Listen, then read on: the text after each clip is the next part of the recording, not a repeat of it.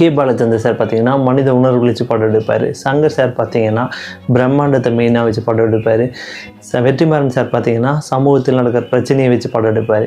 இதே மாதிரி குடும்பத்தை வச்சு மட்டுமே, ஒரு குடும்பத்துக்குள்ளே நடக்கிற பிரச்சனையை வச்சு மட்டுமே பல பிளாக் பாஸ்டர் கொடுத்த லெஜெண்டரி ஆக்டர் கம் டைரக்டரை பற்றி தான் இன்றைக்கி பார்க்க போகிறோம்.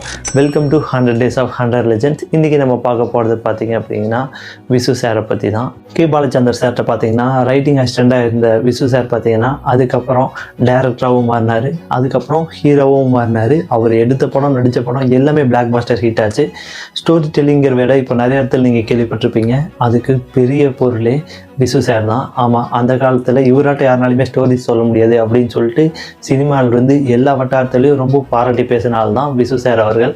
அவர்கிட்ட நடிப்பு பார்த்திங்கன்னா பெரிய அளவில் இல்லைனாலுமே அந்த டைலாக்ஸ்னாலேயே படம் கொஞ்சம் கூட போர் அடிக்காமையும் ரொம்ப இன்ட்ரெஸ்ட்டாகவும் எடுக்க முடியும்னு காமிச்சால்தான் விசு சார் அவர்கள். அவர் படத்தில் வர கேரக்டர்லாம் பார்த்திங்கன்னா நிறையா பேசுவாங்க, பட் கவனிச்சிங்கன்னா தான் தெரியும் அது வெறும் பேச்சாக மட்டும் இருக்காது, ஒவ்வொரு பாயிண்ட்டாக இருக்கும்.